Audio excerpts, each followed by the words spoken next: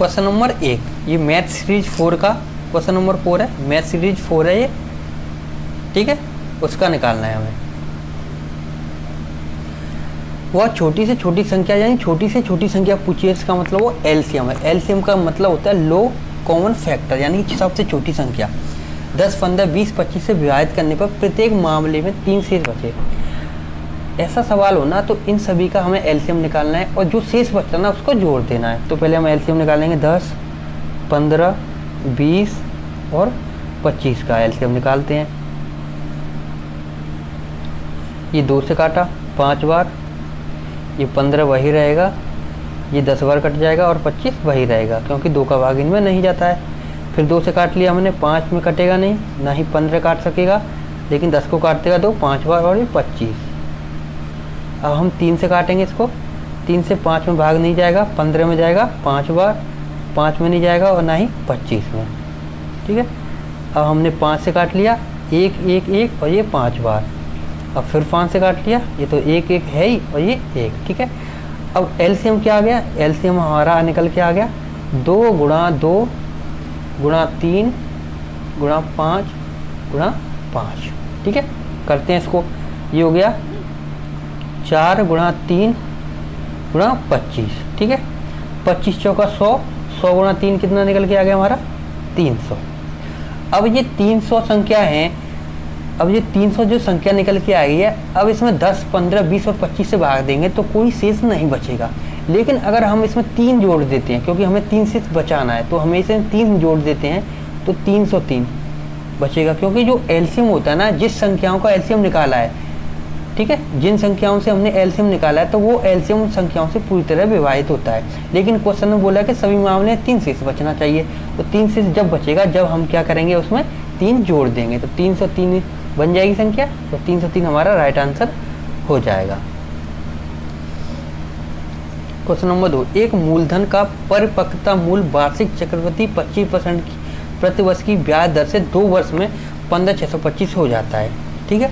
तो मूलधन क्या है, देखो चक्रवृद्धि ब्याज का एक तो फॉर्मूला होता है। फॉर्मूला क्या होता है, ए बराबर पी कोष्टक में 1 प्लस आर अपॉन 100 पे घात टी। एक तो इस तरह से निकालते हैं, एक कॉन्सेप्ट यानी ट्रिक वाइज निकालते हैं। वो कैसे निकालते हैं वो समझा देता हूँ। सबसे पहले हमें क्या करना है, 25, यानी हमें सबसे पहले काम होता है किसका, दर का। तो दर 25 है, 25/100, तो ये क्या निकल के आई 1/4। और ये दर है हर वर्ष चलेगी, यानी 2 वर्ष चलानी है, यानी कि अब ये लिख देंगे हम मूलधन और यहाँ लिखेंगे हम मिश्र धन, ठीक है। पहले दर से हमने भिन्न बना ली 1/4, यानी अगर पहली साल मूलधन 4 था तो इसमें एक ब्याज जुड़ गई तो 5 हो गया। ऐसे ही ये पहली साल का है, ऐसे ही दूसरे साल भी अगर मूलधन 4 था तो उसमें एक ब्याज जुड़ गई तो ये 5 हो गया। अब इन दोनों का गुणा करेंगे तो ये 16 हो जाएगा और ये 25 हो जाएगा। यानी कि अगर मिश्रधन 25 है तो मूलधन 16 है, लेकिन यहाँ पे 2 साल के लिए दिया था तो 2 साल निकाला। अगर 3 साल के लिए पूछता तो हम यहाँ भी 4 करते, यहाँ भी 5 करते, ठीक है।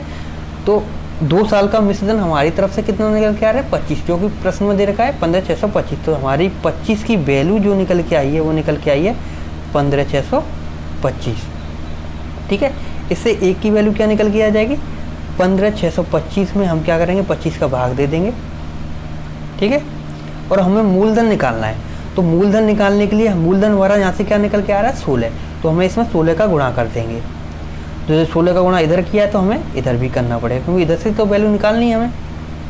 अब इसको सॉल्यूशन करेंगे, 25 से 15,625 कटेगा कितनी बार 625 बार, यानी कि 25 से 15,625 कितनी बार कटता है 625 बार, ठीक है।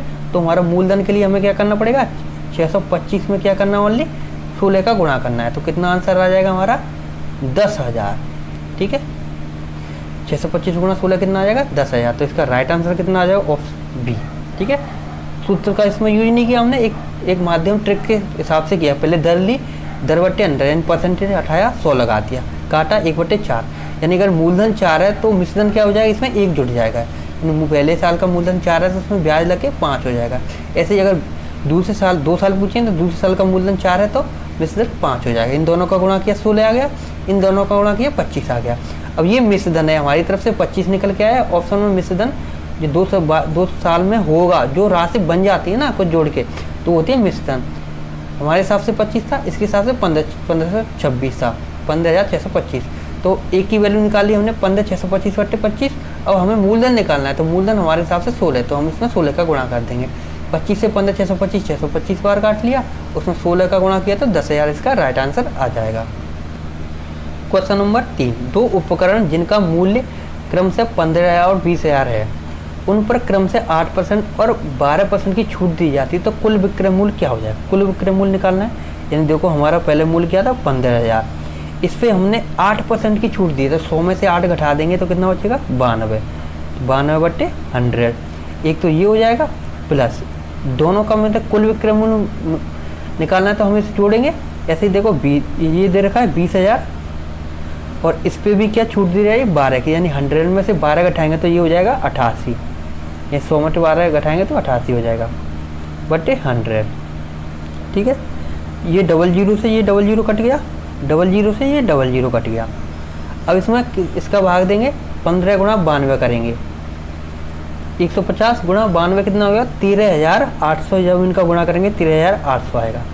ऐसे ही हम 200 गुणा 88 करेंगे तो ये कितना आ जाएगा 17,600। अब इनको हम जोड़ लेंगे, जोड़ा हमने 00 00, 8 और 6 14 की एक हासिल, 7 और 3 10 और 1 11, एक और हासिल बच गई। ठीक है, एक और एक 2 और एक 3, तो 31,400 क्या है हमारा कुल विक्रय मूल्य निकल आएगा।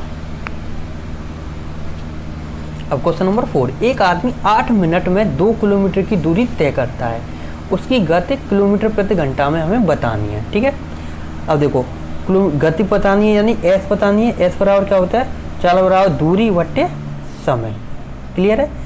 अब दूरी कितनी दे रखी है, दूरी किलोमीटर में दे रखी है, और 8 ये दे रखा है मिनट में, लेकिन हमें एक ही श्रेणी के मात्रक चाहिए, यानी कि किलोमीटर हो तो ये भी घंटे में होनी चाहिए, लेकिन घंटे में ये मिनट में दे रखी है। और एक घंटे बराबर क्या होता है, एक आवर बराबर होता है 60 मिनट।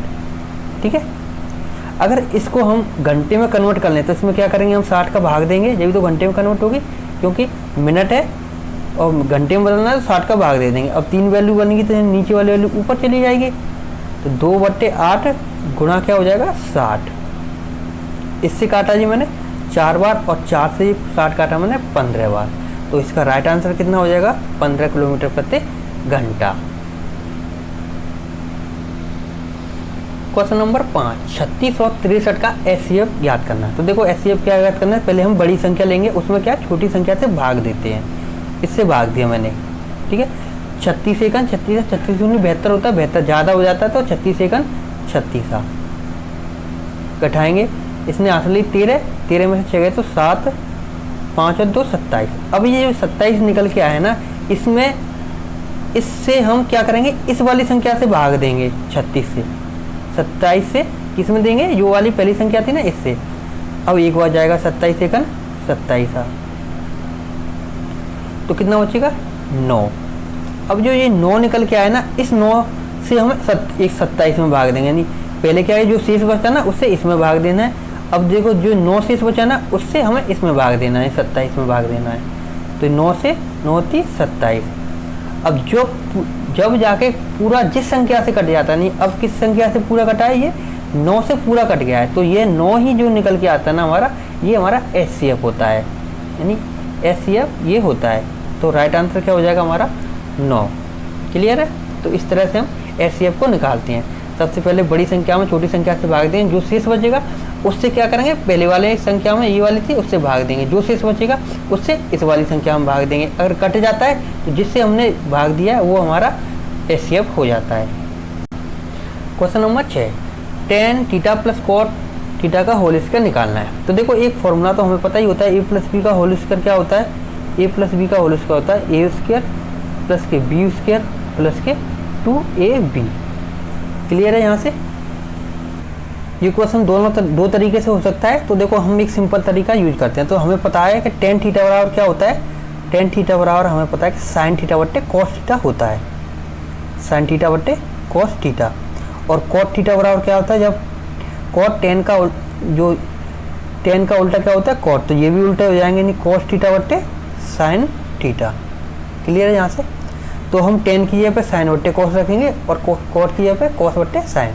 तो देखो ये क्या बन जाएगा, टेन की जगह पे रख रहे हैं हम साइन थीटा बट्टे कॉस थीटा प्लस कॉट की जगह पे कॉस थीटा बट्टे साइन थीटा। क्लियर है? अब वर्ग दे रखा है ऊपर, तो वर्ग देते हैं। तो अभी वर्ग को थोड़ी देर रहने दो, पहले अंदर वाली भिन्न है तो इसको सॉल्यूशन कर लेते हैं। तो इसका एलसीएम क्या निकल के आ जाएगा, एलसीएम निकलेगा cos theta into sine theta. ठीक है, अब कॉस थीटा से हम कॉस थीटा साइन थीटा हम भाग देंगे तो कॉस से कॉस कट जाएगा, साइन बचेगा और इस साइन का हम गुणा ऊपर वाली साइन में करेंगे तो ये साइन स्क्वायर थीटा हो जाएगा प्लस ऐसे ही साइन का भाग हम कॉस थीटा साइन थीटा में देंगे तो साइन से साइन कट जाएगा, कॉस बचेगा और उस कॉस का गुणा ऊपर वाले कॉस में होगा, यानी कि भिन्न तो इसी तरह से की जाती है तो ये कॉस स्क्वायर थीटा हो जाएगा। अब इसका स्क्वायर है तो स्क्वायर। अब एक वैल्यू होती है साइन स्क्वायर थीटा प्लस की कॉस स्क्वायर थीटा बराबर क्या होता है, एक, यानी ऊपर वाली वैल्यू का मतलब क्या निकल के आएगा, एक बट्टे cos theta into sine theta. अब वर्ग है तो हम इसको वर्ग में कन्वर्ट कर लेंगे, यानी एक बट्टे, अब देखो अब इनको ऊपर लेके जाना है हमें। एक बट्टे कॉस का मतलब क्या होता है, देखो एक बट्टे कॉस थीटा का मतलब क्या होता है, ये होता है सेक थीटा, और एक बट्टे साइन थीटा का मतलब क्या होता है, ये होता है कोसेक थीटा। क्लियर है यहाँ से? अब इनको एक बट्टे कॉस थीटा का मान क्या हो जाएगा, सेक थीटा, तो ये लेंगे सेक थीटा। ठीक है, इंटू नीचे साइन है, साइन एक बट्टे साइन थीटा बराबर क्या होता है, कोसेक थीटा, तो ये कोसेक थीटा। अब वर्ग लग रहा है तो वर्ग, अब वर्ग करेंगे तो सभी दोनों कोष्टक के अंदर दोनों संख्याओं का वर्ग करेंगे तो यहाँ पे क्या हो जाएगा, sec square theta into cosec square theta. तो राइट आंसर क्या हो जाएगा हमारा, sec square theta into cosec square theta. तो कौन सा हो गया, sec square theta into cosec square theta. ठीक है, तो इनको इस तरह से करेंगे। तो हमें क्या करना होता है, देखो पहले हमें डायरेक्टली ये देखने लेना होता है कि ऑप्शन किस में, साइन कॉस में दी गया तो अच्छा, तो हमें ये टेन और कॉट को साइन कॉस में बदलना पड़ेगा। तो इस तरह से इनको करेंगे हम। ठीक है, आराम से था, टेन बराबर साइन बट्टे कॉस होता है, कॉस बट्टे साइन, तो इनकी वैल्यू रख ली। अब भिन्न कर ली, भिन्न को तो इसी तरह से करते हैं, पहले इस वाली वैल्यू से एलसीएम में भाग देंगे, तो जो बचेगा उसका गुणा ऊपर वाले अंश में करते हैं। तो ऐसे ही कर करके ये वाली वैल्यू आ गई, और sine square theta plus cos square theta का मान होता है एक, तो एक रख लिया। अब नीचे वाली वैल्यू यानी एक बट्टे कॉस थीटा का मान होता है सेक थीटा, और एक बट्टे साइन थीटा का मान होता है कोसेक थीटा, तो ये ऊपर आ गए। ठीक है ना, इसकी वैल्यू और इसकी वैल्यू वर्ग किया तो ये वर्ग बन गया। क्वेश्चन नंबर 7, गुणनखंड कीजिए x square minus 13x minus के 48। देखो अब इसमें होता क्या है, ये वाली वैल्यू क्या होती है हमारी, a प्लस बी का मान होनी चाहिए। ठीक है, यानी a प्लस बी का मान क्या है हमारा, माइनस के 13 आना चाहिए। ठीक है, और ये वाली वैल्यू जो है ये हमारी a गुणा बी बराबर कितनी आनी चाहिए, माइनस के 48। तो अब हमें क्या करना है, इनमें से संख्याएं लेनी है, दोनों को जोड़ना है और घटाना गुणा करना है, तो ये वाली वैल्यू आनी चाहिए। अब देखो मैंने a की जगह पर क्या लिया, माइनस के 4, और b की जगह पर क्या लिया, प्लस के 12। ठीक है, दोनों को जोड़ा तो क्या आ रहा है, ये आ रहा है 8, हमें लाना था 13, तो ये ऑप्शन गलत हो गया। ऐसे ही यहाँ से देखेंगे a की वैल्यू कितनी होगी, प्लस के 4, प्लस b की वैल्यू कितनी होगी, b की वैल्यू होगी माइनस के 12। अब ये करेंगे तो क्या निकल के आएगा, ये हो जाएगा 4 माइनस के 12, तो यहाँ से क्या आंसर निकल के आ रहा है, माइनस के 8, तो ये भी ऑप्शन गलत हो गया। यहाँ पे देखते हैं a की वैल्यू क्या हो जाएगी, माइनस के 16, प्लस b की वैल्यू तो प्लस के 3 है तो 3, अब माइनस के 16 से प्लस के 3 जाएंगे तो क्या हो जाएगा, माइनस के 13, यानी पहला वाला चीज़ वो फॉलो कर गया, तो ये सही आंसर हो सकता है। अब हमें गुणा भी करके देख लेना है, यानी a की वैल्यू कितनी थी, माइनस के 16, और b की वैल्यू कितनी है 3, तो 16 थी 48, यानी ये भी माइनस के 48 आ गया, तो यही हमारा राइट आंसर हो जाएगा। तो क्लियर की इस तरह से की जाती है, आराम से खंड को निकाल लिया जाता है। हमें दिख रहा है ये प्लस माइनस के 16 थी 48 हो रहा है, 16 में से 3 गया तो 13 आ रहा है, तो हम डायरेक्टली इसको कर सकते थे, लेकिन ये चीज़ मैंने समझाई है। ऐसे यहाँ पे 16 प्लस के हैं और माइनस के 3 हैं, तो यहाँ पे प्लस के 13 आ जाएंगे, लेकिन जबकि यहाँ पे माइनस के 13 हैं, तो यहाँ से डायरेक्टली गलत हो गया। कहने का मतलब है कि हम डायरेक्टली यहाँ पे देखते हैं इन दोनों वैल्यूओं को अपने चिन्हों के साथ लेके, ये वाली वैल्यू माइनस के 13 योग करने के बाद आनी चाहिए, यानी माइनस के 4 और प्लस के 12 का योग किया तो आ रहा है, नहीं प्लस के 8 आ रहा है। प्लस के 4 और माइनस 12 का योग किया तो कितना आ रहा है, माइनस के 8, तो ये गलत हो गया। माइनस के 16 और प्लस के 3 का योग किया तो कितना आ रहा है, माइनस के 13, सही हो गया। और माइनस के 16 गुणा 3 करेंगे तो माइनस के 48 आ गया। ऐसे यहाँ पे प्लस के 16 प्लस के 16 और माइनस के 3 को जोड़ेंगे तो क्या आएगा, ये आएंगे 13, वो भी प्लस के, लेकिन हमें माइनस के लेके आने थे। तो इस तरह से करते हैं, हम डायरेक्टली कर लेते हैं, कोई सॉल्यूशन करने की हमें ज़रूरत नहीं पड़ती है। तो इसका राइट आंसर सी हो जाएगा, x माइनस 16 और x प्लस के 3, यानी जोड़ने पर माइनस के 13 और गुणा करने पर माइनस के 48 आना चाहिए। क्वेश्चन नंबर 8, दो संख्याओं का अनुपात 4:5 है। यदि दोनों में से 5 घटाया जाए तो नया अनुपात 3:4 बन जाता है। पहली संख्या में वाली 4x है और दूसरी संख्या हमारी क्या है, 5x है। ठीक है, अब ये बोला कि दोनों, यानी ऊपर में से भी 5 घटाया जाता है और जो नीचे वाली वैल्यू है उसमें से भी 5 घटाया जाता है। क्लियर है, तब ये अनुपात क्या है, तब ये अनुपात बन जाता है 3:4। ठीक है, संख्याएं अनुपात में है तो 4x/5x कर ली, पहली में से 5 घटाने के लिए घटा लिया और दूसरी में से भी 5 घटाने के लिए बोला तो घटा लिया। अब हम इनका क्या करेंगे, कैंची मार गुणा कर देंगे। तो इधर क्या हो जाएगा, 4 4x माइनस के 5 और दूसरी तरफ क्या हो जाएगा, 3 कोष्टक में 5x माइनस के 5। क्लियर है, 4 का इसमें गुणा करेंगे तो 16x माइनस के 20 हो जाएगा और उधर 3 का गुणा करेंगे तो ये 15x माइनस के 15 हो जाएगा। अब हम क्या करेंगे, अंकों को एक तरफ लेके जाएंगे और जो मार्क्स हैं उनको एक तरफ लेके जाएंगे और अंकों को एक तरफ। ठीक है, हम यहाँ पे 16x है, इधर प्लस के 15 हैं, अब ये इधर आएंगे बराबर को क्रॉस करके दूसरी तरफ, तो ये माइनस के हो जाएंगे, ये माइनस के 15। अब देखो इधर माइनस के 15 थे, अब ये माइनस के 20 बराबर को पार करके दूसरी तरफ जाएंगे, इधर माइनस के तो उधर जाके ये प्लस के हो जाएंगे, प्लस के 20 हो जाएंगे। ये घटने पर क्या बचा, x, और जब इनको घटाएंगे तो क्या बचेगा, 5 बचेगा, और वो भी क्या, प्लस का, क्योंकि प्लस की वैल्यू ज़्यादा है तो x बराबर क्या निकल के आ जाएगा, 5। अब x बराबर 5 निकल के आ रहा है, हमें बड़ी संख्या ज्ञात करनी है। तो बड़ी संख्या यहाँ पे कितनी है, 5। तो 5x बराबर क्या हो जाएगा हमारा, 5 गुणा 5, क्योंकि 5 तो इसका अनुपात था, x की वैल्यू हमने निकाल ली, तो कितना राइट आंसर आ जाएगा, 25। ऑप्शन बी आंसर हो जाएगा। क्वेश्चन नंबर 9, एक 28 सेंटीमीटर व्यास वाले अर्धवृत्त की परिधि ज्ञात करनी है। तो देखो पहले अर्धवृत्त परिधि होती क्या है, देखो पूरे वृत्त की परिधि ये है, ठीक है, ये केंद्र है और ये त्रिज्या r है। तो ये वाली वैल्यू है ना, ये परिधि होती है, और पूरे वृत्त की परिधि होती है, पूरे वृत्त की परिधि, तो पूरा वृत्त है उसकी परिधि होती है हमारी 2πr। ठीक है, अब देखो अर्धवृत्त क्या होता है, अर्धवृत्त होता है ये वाला, क्लियर है, ये होती है त्रिज्या यानी r। अब देखो परिधि हमने ये वाला गोल चक्कर पूरा लिया था, इस गोल चक्कर को ही हम परिधि बोलते हैं, और इसकी वैल्यू 2πr थी। तो ये अब क्या है, आधा रह गया ना गोला, तो इसकी वैल्यू क्या हो जाएगी, πr। ठीक है, अब जो चीज़ आकृति पूरी मतलब कैसे भी दे रखी हो, हमें उस भुजाओं का योग करना होता है। लेकिन देखो हमने अभी क्या है, इसी की वैल्यू निकाली है πr। कैसे निकाली है, जैसे 2πr था, 2πr और इसकी ये आधा हिस्सा तो आधा कर लिया, तो πr निकल आया, क्लियर था, πr प्लस। अब प्लस क्यों कर रहे हैं, क्योंकि देखो ये वाला व्यास तो बाकी रह ही गया, तो व्यास क्या है इसमें, पूरा व्यास। ठीक है, यानी कि हम व्यास को क्या कर रहे हैं, 2r कर लेंगे, r और r 2r हो जाएगा, यानी अर्धवृत्त की परिधि क्या होती है, πr प्लस के 2r। क्लियर है यहाँ से। और हम वैल्यू रख लेंगे, पाई की यहाँ पे 22/7, और देखो यहाँ पे 28 क्या है हमारा d। ठीक है, 28 हमारा व्यास क्या दे रखा है, 28, व्यास बराबर 28। तो त्रिज्या बराबर क्या हो जाएगी, त्रिज्या होती है हमारी व्यास/2, व्यास/2, यानी कि 28/2 क्या निकल के आ जाएगी, 14। ठीक है, पाई की जगह पे क्या रख लिया, 22/7, r की जगह पे हम क्या करेंगे, 14 प्लस 2 गुणा 14। ठीक है, 2 गुणा 14, इससे काट लूँगा तो ये 2 बार कट जाएगा, ये हो जाएगा 44 और ये हो जाएगा 28, 14 दूनी 28। जब इनको जोड़ेंगे तो क्या निकल के आएगा हमारा आंसर, 72। तो ऑप्शन सी इसका राइट आंसर हो जाएगा। क्लियर है। अर्धवृत्त की परिधि, पूरे वृत्त की परिधि 2πr होती है, इसका मतलब ये नहीं है कि अर्धवृत्त की परिधि πr करके ही चलाए। तो जो परिधि होती है ना, उसमें जो बाहरी सेक्शन होता है सारा का सारा जोड़ना होता है। इसमें हमने ये भी जोड़ा है और ये भी सेक्शन जोड़ दिया, इस सेक्शन की वैल्यू 2r थी और ये वाले सेक्शन की वैल्यू πr थी। ठीक है, ये होती है अर्धवृत्त की परिधि। क्लियर है? तो इस तरह से हम आंसर निकालेंगे।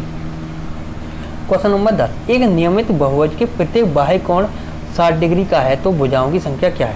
अब देखो एक सूत्र होता है प्रत्येक बाह्य कोण, प्रत्येक बाह्य कोण बराबर क्या होता है 360 बट्टे भुजाओं की संख्या। भुजाओं की संख्या यानी कि इसको हम n से प्रदर्शित करते हैं, 360 बट्टे भुजाओं की संख्या। अब इसमें पूछा क्या है भुजाओं की संख्या, तो हम इसको कैंची मार गुणा करके दूसरा सूत्र बना सकते हैं, यानी कि हम करेंगे n यानी भुजाओं की संख्या बराबर 360 बट्टे प्रत्येक बाह्य कोण। ठीक है, ये बन जाएगा प्रत्येक बाह्य कोण। अब देखो प्रत्येक बाह्य कोण दे रखा है इसने, यानी 360 बट्टे प्रत्येक बाह्य कोण 60 दे रखा है, तो 60 से काटा ये, इससे काटा ये 6, तो n यानी कि भुजाओं की संख्या क्या निकल के आएगी हमारी 6। क्लियर है? ये फॉर्मूला होता है, ये याद करना होता है और इस चैप्टर से क्वेश्चन भी आते हैं, तो ये हमें याद करना होगा कि प्रत्येक बाह्य कोण बराबर 360 बट्टे n क्या है इसमें भुजाओं की संख्या। और आपस में चेंज कर लेंगे क्योंकि बराबर के एक दूसरी तरफ कैंची मार गुणा हो जाता है, नीचे वाली संख्या इधर चली जाएगी, ऊपर वाली संख्या नीचे आ जाएगी। क्वेश्चन नंबर 11, 5 सेंटीमीटर लंबाई और 6 सेंटीमीटर चौड़ाई वाले एक आयत के विकर्ण की लंबाई ज्ञात करनी है। ठीक है, विकर्ण की लंबाई क्या होती है, ये देखो आयत तो पहले हम देख लेते हैं कैसा होता है। आयत ये होता है। ठीक है, इसने कही है कि इसकी लंबाई जो है 5 सेंटीमीटर है और चौड़ाई है 6 सेंटीमीटर। कोई भी कुछ बड़ा हो सकता है, कोई इसमें वो नहीं होता। और विकर्ण क्या होता है, ये वाली वैल्यू, यानी कि अगर ये 6 है तो ये भी 6 होगा, अगर ये 5 है तो ये भी 5 होगा। अब क्या हुआ, ये लंब और ये आधार बन गया, तो विकर्ण यानी कि विकर्ण का बराबर क्या होता है, विकर्ण का सूत्र क्या होता है, विकर्ण का वर्ग बराबर होता है लंब का वर्ग प्लस के आधार का वर्ग। यही तो था फॉर्मूला। अब इसमें लंब क्या है हमारा 6 का वर्ग कर देंगे और आधार क्या है 5 का वर्ग कर देंगे। ये हो जाएगा 6 36 और ये 5 25, तो ये 61 निकल आया। अब इसका 61 किसकी वैल्यू निकल के आई हमारे विकर्ण के वर्ग की, यानी विकर्ण का वर्ग बराबर निकल के आया हमारा 61। तो विकर्ण क्या हो जाएगा, तो हमारा विकर्ण हो जाएगा, यहाँ पे वर्ग है, वर्ग को हटाएंगे तो यहाँ रूट लग जाएगा, तो 61 रूट 61 इसका माना जाएगा ऑप्शन ए। प्लस माइनस का हमें करने की कोई ज़रूरत नहीं, क्योंकि हम इसमें प्लस की वैल्यू हमें पता है कि प्लस की वैल्यू चली आ रही, तो प्लस की वैल्यू भी अंडर में ली है, तो प्लस माइनस करने का हमें कोई भी मतलब नहीं पड़ता। तो इसका आंसर क्या आ जाएगा √61। क्वेश्चन नंबर 12, गणना कीजिए 15,872 बट्टे 32 बट्टे 4। तो इसको देखो इस तरह से लिखा हुआ है इसने 15,872 बट्टे 32 बट्टे 4 इस तरह से बनाया हुआ है। तो हम क्या कर सकते हैं, देखो हमें करेंगे। अब हमें इस चीज़ की वैल्यू नहीं पता है कि इस प्रश्न में 15,872 को 32 से भाग दिया गया है या फिर 32 को 4 से भाग दिया गया है, या फिर 15,872 को 32 बट्टे 4 से भाग दिया। हम कोई पता नहीं कर सकते, क्योंकि हमें यहाँ से कोई नहीं पता पड़ा किसमें किसका भाग है। अगर जब नहीं पता पड़ रहा है ना, तो हम एक और बट्टा करके एक रख लेते हैं। तब क्या होता है, पहली और लास्ट वाली संख्याओं को गुणा करेंगे हम, यानी 15,872 गुणा 1 और फिर बीच वाली संख्याओं को गुणा करेंगे, यानी 32 गुणा 4। अब इनको हम काट लेंगे। ठीक है, जब हम इससे काटेंगे ना ये वाली वैल्यू को, तो ये जाएगा भाग 124 बार, 124 बार पहली बार कट जाएगा। तो इसका राइट आंसर सी हो जाएगा। तो ये भी क्वेश्चन 2016 एनटीपीसी में पूछा गया था। क्यों पूछा गया था, बहुत सिंपल क्वेश्चन है कि बच्चा क्या करे कि ये 4 को ऊपर ले जाए, मतलब ये 4 को ऊपर ले जाए, क्योंकि यही तो फैक्टर होता है। जब 3 पैटर्न बन जाते हैं तो हम नीचे वाली वैल्यू को ऊपर ले जाते हैं, इसलिए तो ये वाला 1984 आंसर आ जाता है इसका। तो ये गलत होता, लेकिन हमने क्या किया, हमें पता ही नहीं है किस में किस संख्या का भाग दिया जा रहा है। 1572 में 15,872 में 32 का दे रहे हैं, या 15,872 में 32 बट्टे 4 का दे रहे हैं, किस में दे रहे हैं हमें कुछ नहीं पता पड़ रहा। जब हमें पता नहीं पड़ रहा तो हम क्या करेंगे, 3 वैल्यू के नीचे 1 और 1 लगा लेंगे। तो पहली और चौथी संख्या का गुणा और दूसरी और तीसरी संख्या का गुणा कर लिया, तब राइट आंसर निकल आता है।